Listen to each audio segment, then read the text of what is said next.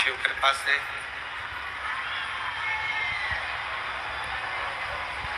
भगवान शंकर की जब करुणा होती है, कृपा होती है, दया होती है,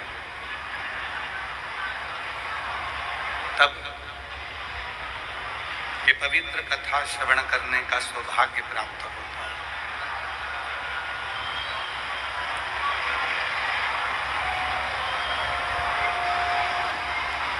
जितनी जितनी संसार में सुख की वस्तुएं हैं, वे सब थोड़ा ना थोड़ा दुख प्रदान करती हैं। और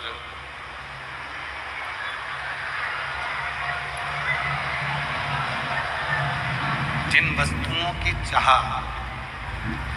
हम करते हैं, वो हमें कहीं ना कहीं थोड़ा थोड़ा दुख देती है।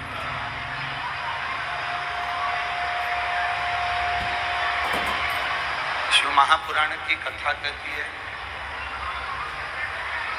भगवान शंकर का चरित्र कहता है, शिव तत्व कहता है,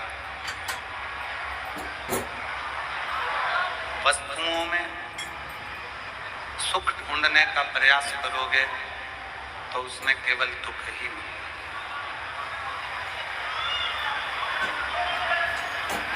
पर उन्हीं वस्तुओं में यदि शिव को ढूंढ लोगे तो तुम्हें सुख मिलना अपने आप प्रारंभ हो जाएगा। उसमें फिर अपने को कोई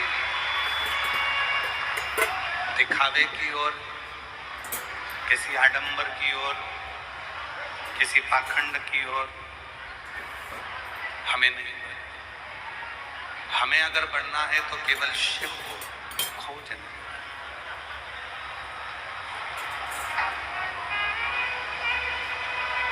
एक बार भगवान शिव महाकाल वन में विराजमान थे।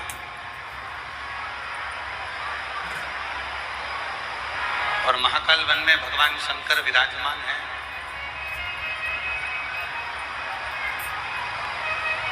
स्वयं माता पार्वती जी उनको ढूंढते ढूंढते ढूंढते ढूंढते महाकाल वन में पहुंच गए। शिव बैठे हुए थे। भगवान शंकर अपनी मस्ती में, शिव अपने मंत्र उच्चारण में, शिव अपने नाम उच्चारण में बैठे हुए थे। शिव महापुराण की कथा कहती है,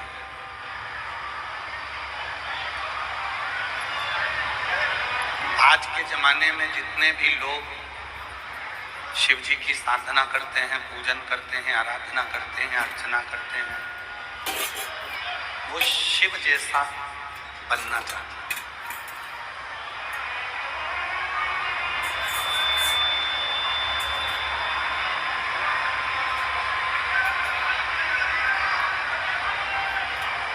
संसार सागर में जितने भी भगवान शंकर के भक्त हैं,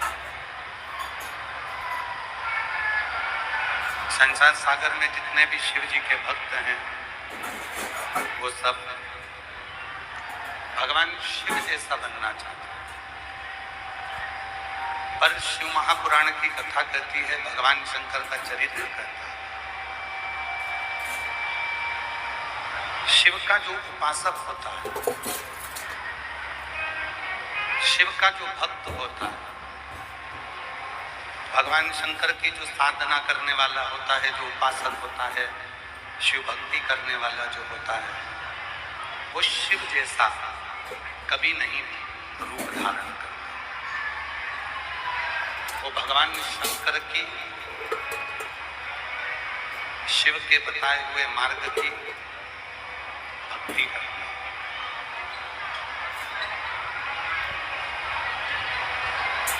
बहुत सुंदर सा एक बात है, स्मरण करिएगा। जटा बना लेने से, बाल बहुत बड़े बड़े बना लेने से, मस्तक पर बहुत सारा चंदन लगा लेने से, गले में रुद्राक्ष की माला पहन लेने से,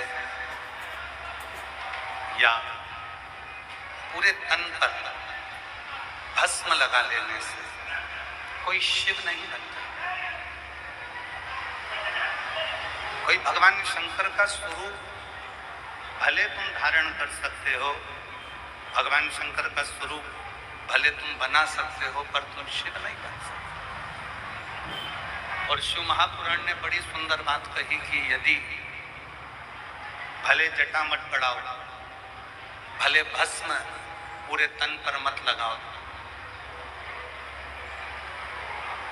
भले ढेर सारा चंदन पूरे शरीर पर मत लगाओ, पर शिव महापुराण की कथा कहती है कि शंकर जैसी शीतलता अपने दिल में लेकर आ जाओ तो दुनिया का सारा सुख तुम्हारे पास है।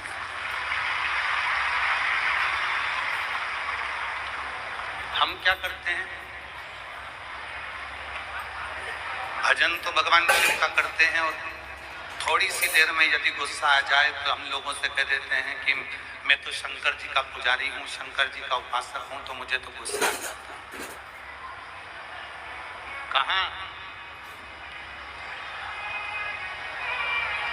पूरी शिव महापुराण की कथा उठाकर देखिए, गीता प्रेस गोरखपुर की शिव पुराण लेकर आओ, उसको पढ़कर देखिए।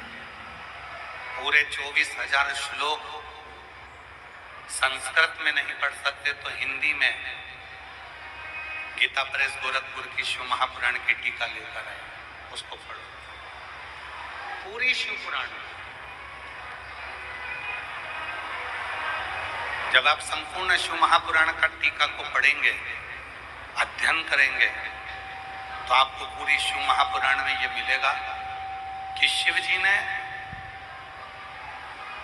अगर किसी पर क्रोध करा, ब्रह्मा जी पर अगर क्रोध करा तो करुणा करी, भस्मासुर पर क्रोध करा करुणा करी, रावण पर क्रोध करा करुणा करी। पूरी शिव महापुराण को उठाकर देखिए मेरे देव अधिदेव महादेव, यदि किसी पर क्रोध करते हैं तो जितना गुस्सा शंकर करते हैं उससे 4 गुना ज्यादा मेरे शंकर भगवान उस पर कृपा कर देते हैं, करुणा।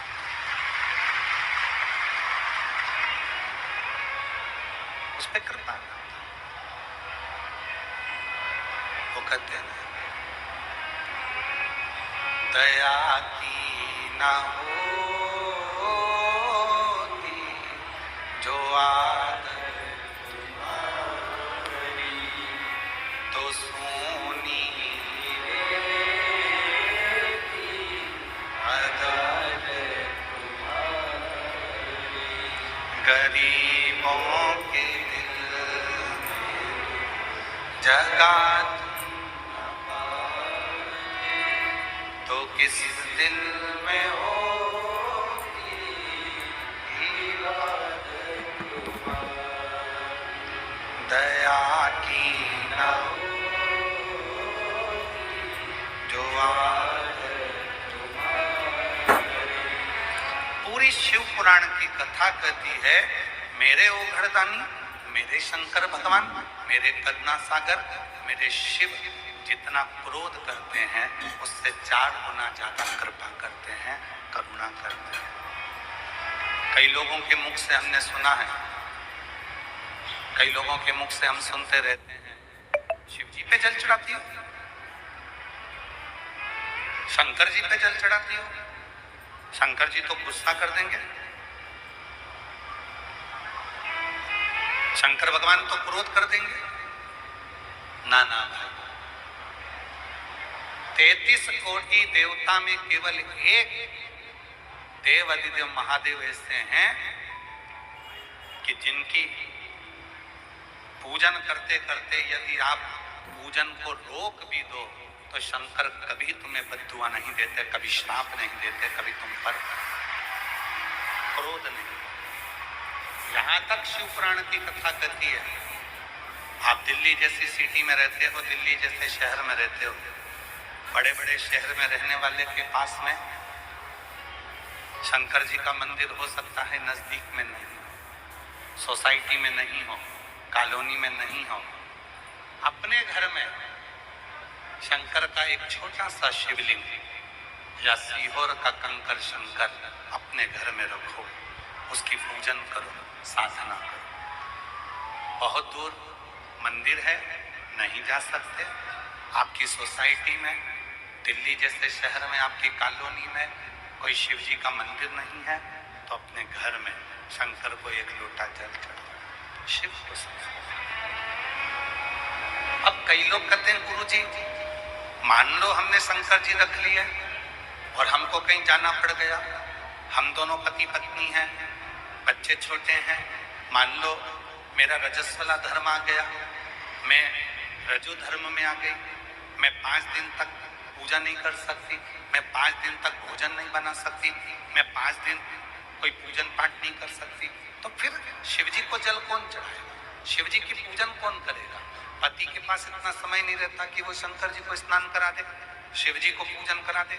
बच्चों को स्कूल जाना पड़ता है तो वो भी शिव जी को जल नहीं चढ़ा पाते। और मैं यदि शंकर का शिवलिंग अपने घर में रख लूंगी तो फिर गुरुजी उसकी तो रोज पूजन जरूरी है। कौन कहता है?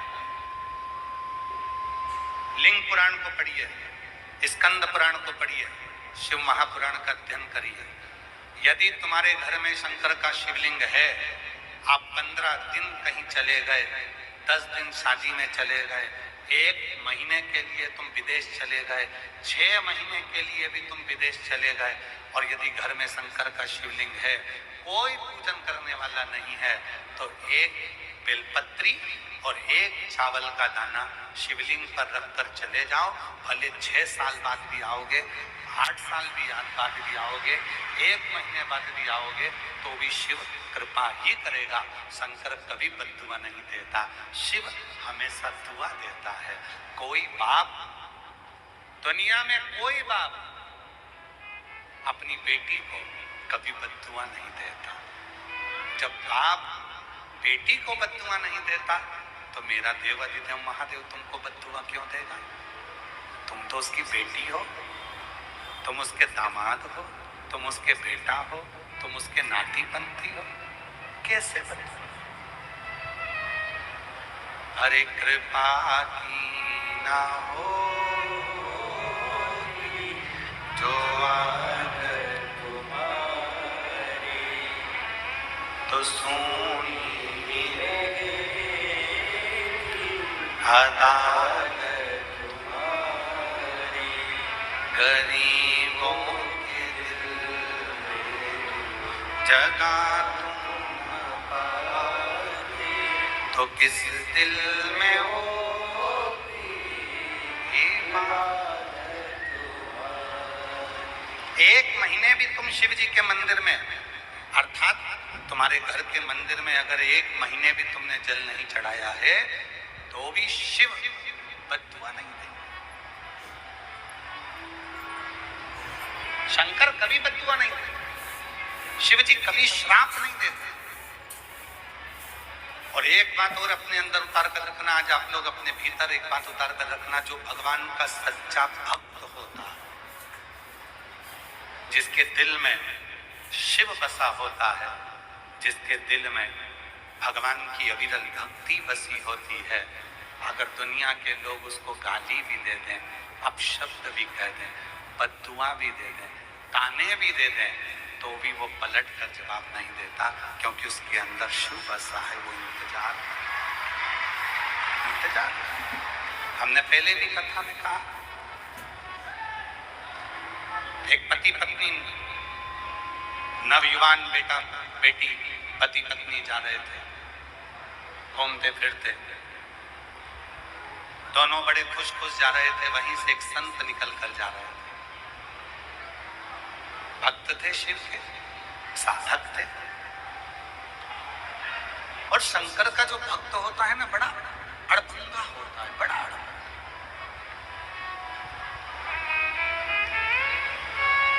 शिव का जो भक्त होता है बड़ा अड़भंगा होता है। कल हमने देखा इसी रोहिणी में, इसी दिल्ली में, जब सारे दरवाजे बंद थे तो कई कुर्ता पजामा पहनी हुई मेरी जीजियां दीवार पे से फान फान के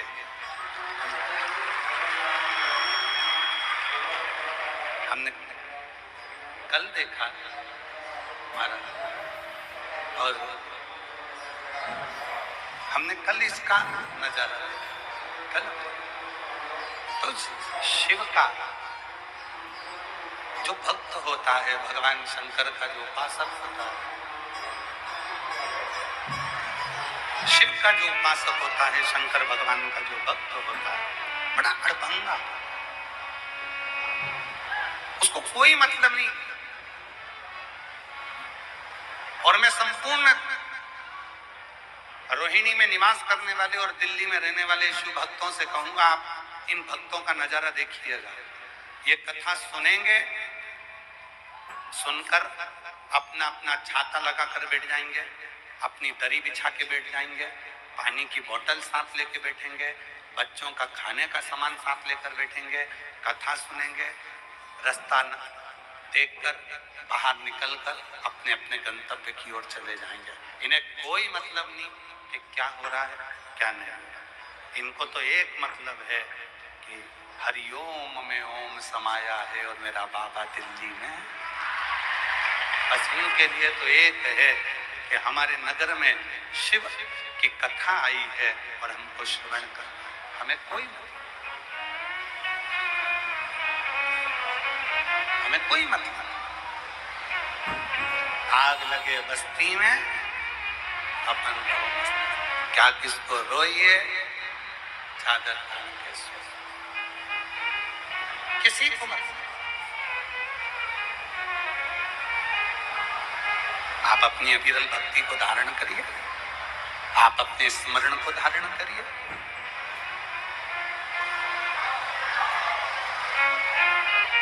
क्यों भक्ति को छोड़ना?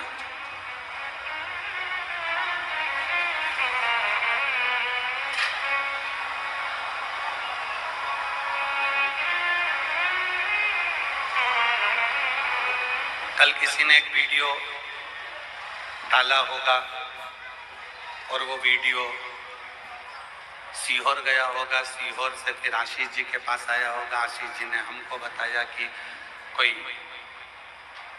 वीआईपी पास था, जाने को नहीं मिला, तो उसने वीडियो डाली।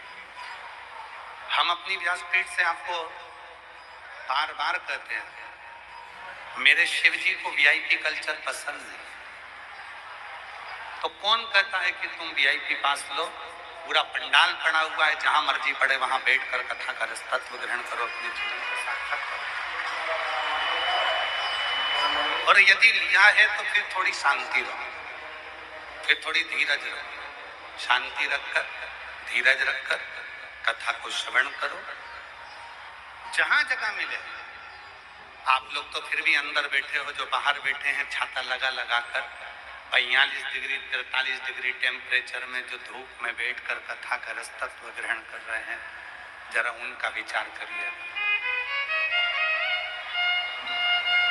आए हो, उस बाप से अपनी बात करो, उस पिता से अपने भीतर की बात प्रस्तुत करो। मैंने ये लिया था, मुझे नहीं बैठने को मिला, मैंने वो करा, मैंने को नहीं मिला, ले लिया, हो गया, स्मरण करो। भक्ति में शिव किसी एक का नहीं है। मेरे ओघड़दानी की कथा की महत्वता ये है, जरूरी नहीं कि तुम अंदर बैठोगे तो ही शिव तुम पर कृपा करेगा, जरूरी नहीं। सूर्य की रोशनी और सूर्य की किरण, तुम कहीं पर भी चले जाओ, कहीं पर भी छुप जाओ, सूर्य का काम है प्रकाश करना और उस प्रकाश को तुमको देना। उसी तरह शिव का काम है, तुम पूरे पंडाल में, पंडाल के बाहर, कहीं पर भी तुम्हारी मर्जी पड़े, चाहे घर पर बैठकर सुनो, चाहे पंडाल में बैठकर सुनो, चाहे गाड़ी में बैठकर सुनो, मेरा शंकर शिव पुराण सुनने वाले पर करुणा करता ही है और कृपा करता है। उसका कार्य, वो कृपा करे बिना रहता नहीं।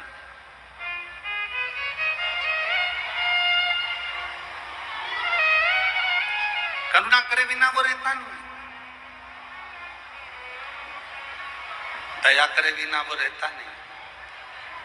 पिता है, कभी बद्दुआ नहीं देता, बाप है, दुआ ही देता है। हमने कई पिताजियों को देखा है, कई पिताजी को देखा है और कई माता को देखा है, कई माँ बाप को हमने देखा है अपनी जिंदगी में, वो बच्चों को डांट देते हैं, मार देते हैं, कूट देते हैं, ठोक देते हैं, गाली दे देते हैं, अपशब्द कह देते हैं, फिर अंदर जाकर बहुत रो लेते हैं, आंख में आंसू भरकर रोते हैं, मैंने अपने बच्चों को ये कैसे कह दिया। हमने देखा है।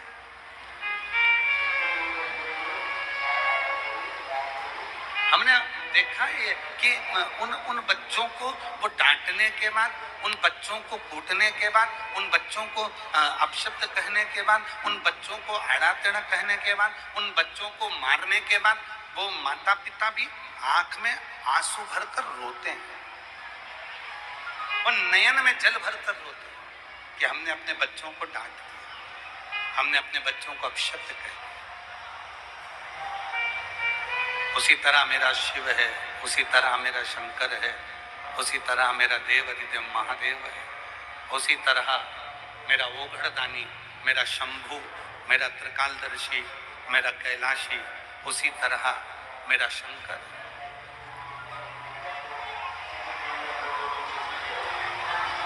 उसी तरह मेरा शिव है, उसी तरह मेरा ओघड़दानी, उसी तरह मेरा शंकर है, मेरा शिव है। वो कभी बद्दुआ नहीं देता, अपशब्द नहीं कहता। उठाओ श्री महापुराण की कथा, दक्ष प्रजापति की सभा लगी है, सारे 33 कोटि देवता बैठे हुए हैं और भगवान शंकर भी सभा में बैठे हुए हैं।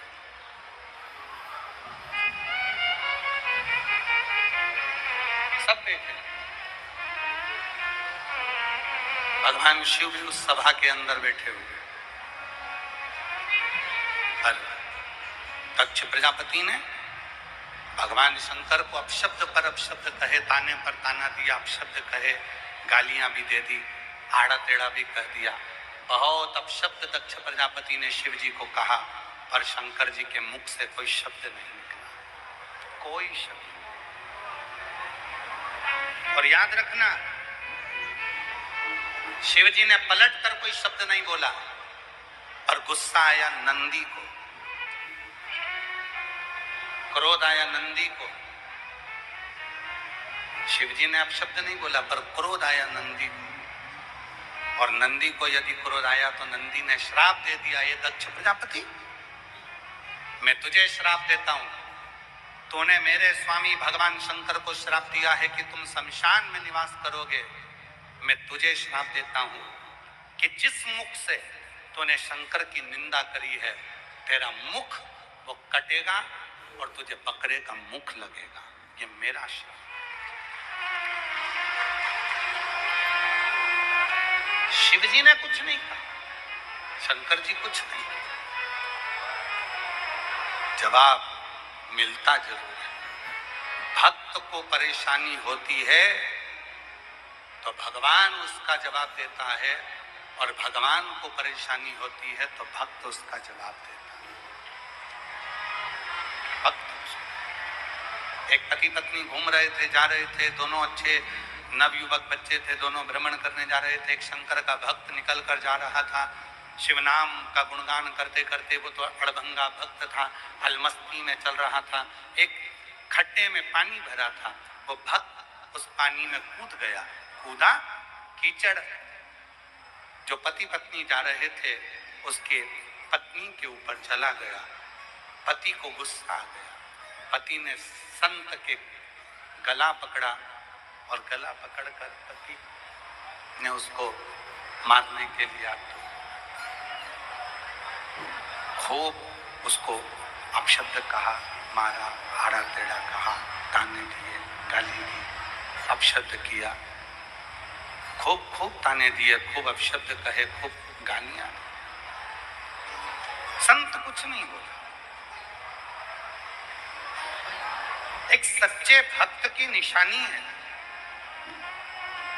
कितने भी ताने दे दे, कितनी भी गाली दे दे, कितने भी अपशब्द कह दे, तो भी अगर भगवान पर भरोसा है ना, तो वो पलट कर जवाब नहीं देता। उसको मालूम है मेरा जवाब मेरा भोलेनाथ एक ना एक दिन जरूर दे।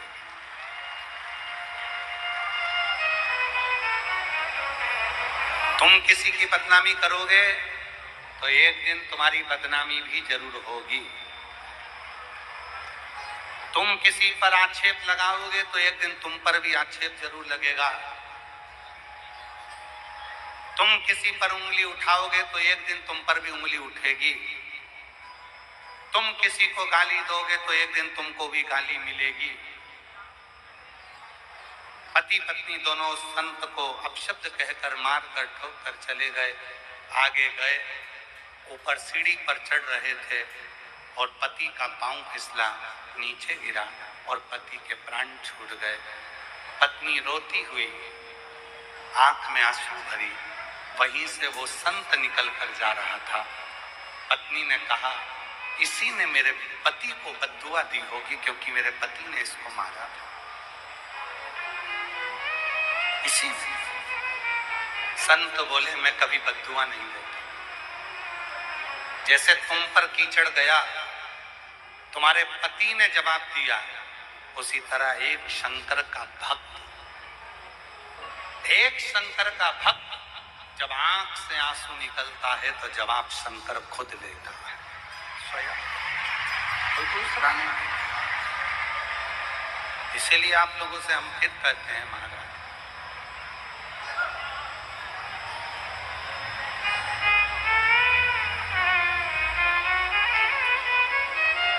ऐसे दयालु नाथ से रिश्ता बनाइए, ऐसे दयालु नाथ से रिश्ता बनाइए,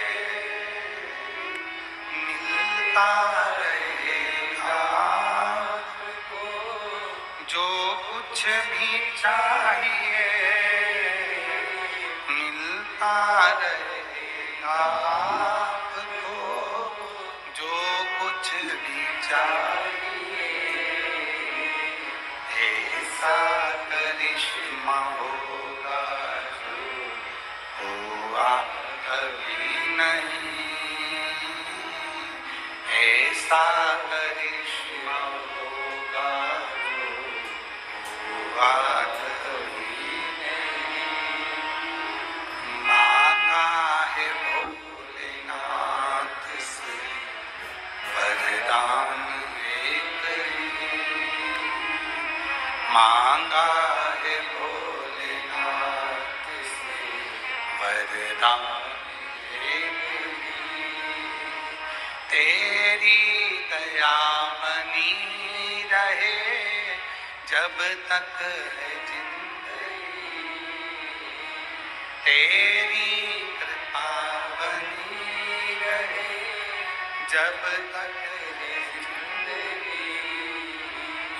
मांगा है भोलेनाथ से वरदान एक ही, मांगा है भोलेनाथ से वरदान एक ही। शिव से एक संबंध जोड़ दो।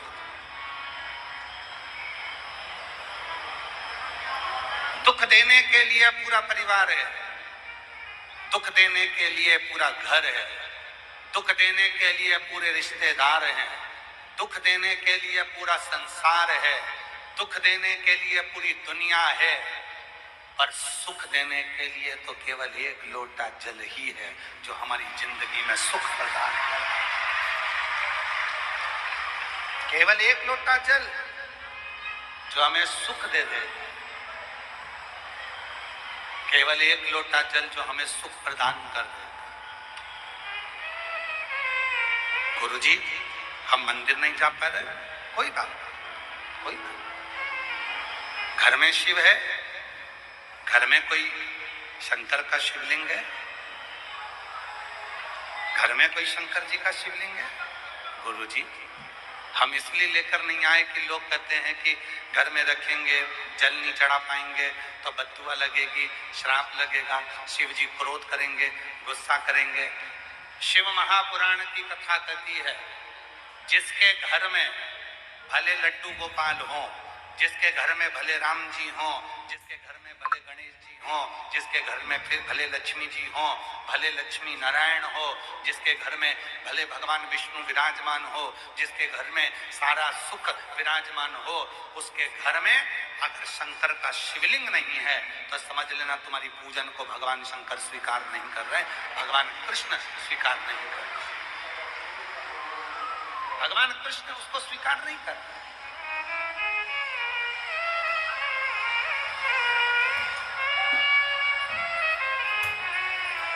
शिव का स्वरूप तुम्हारे घर में, शिव एक शंकर का शिवलिंग तुम्हारे घर में होना चाहिए। क्यों होना चाहिए?